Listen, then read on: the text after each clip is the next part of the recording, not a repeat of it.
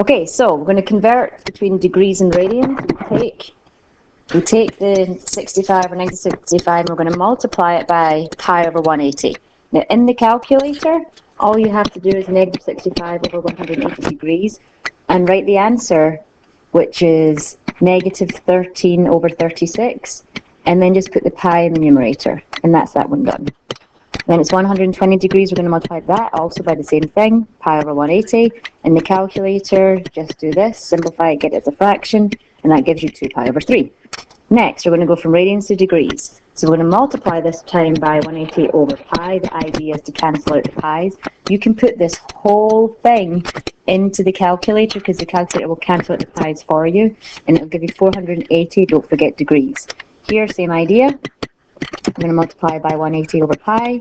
The pi's will cancel with the calculator and you'll get negative 225 degrees. So make sure you understand the difference between going from one to the other.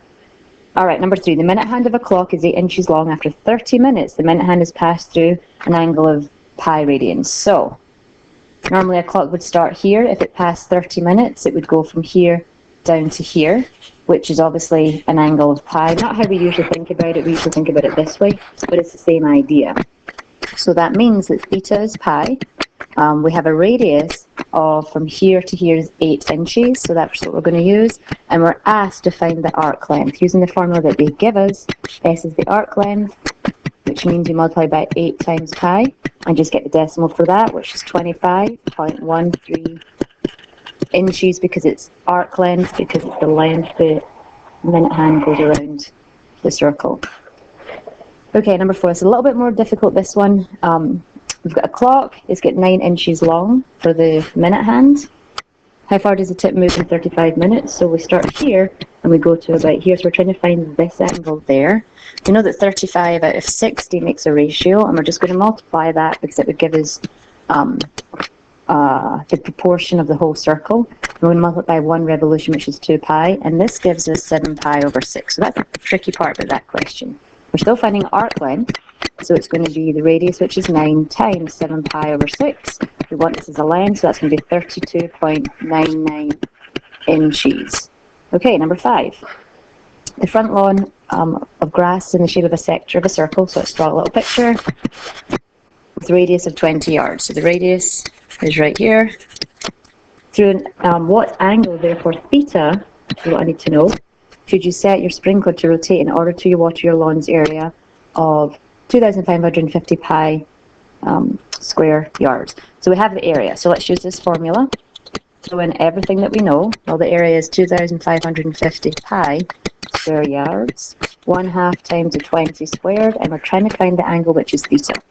So we need to take all of this and divide it over here, because all of this is multiplying theta, which means in the calculator we're going to have the area divided by 1/2 times 20 squared, and that gives us degrees of 40.01 degrees.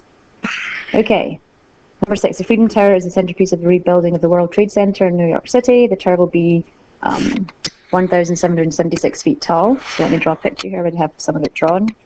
The Freedom Tower, we know that it's going to be 1,776 feet. The angle of elevation from the base of an office building, on those Khan Academies we had some of those. So we have the angle of elevation, so that's from the horizontal up. Elevation means going up. So there's one of the triangles that we can see here. The angle of elevation from the helipad and the roof of the office building, the roof obviously is here. That's 20 degrees. So we have 2 triangles. Part A, how far away is the office building from the Freedom Tower? So we have to find this part here, and if you see the little triangle that we've got going on, that's going to be the adjacent side. So let's draw this out so we can see a little bit better. There's 34, oops, and there's 1,776. And we need to find this length here, we can call it x. This is opposite over adjacent, so it's going to be tan, so tan of 34 degrees equals opposite, which is 1,776 over x. We need to get x on its own, so we can multiply x up here. We'd have x tan 34, divide it down. So your calculation you're going to be doing is 1,776 divided by the tan of 34. Make sure your calculator is in degree mode. And you do this calculation, and you end up with about 2,633.03 feet. It's a length, so you usually do 2 decimal places. However, we're going to need to use this one in the next part of the problem, so try not to round there. Okay, so now we need to find how tall the office building is. We need to find this height here. We actually have this height, so if we could find this height, then that would leave us, we can subtract it and get this part right here. Okay, so we are going to use the smaller triangle up here. We have 20 degrees. This is the 2,633 or approximately feet.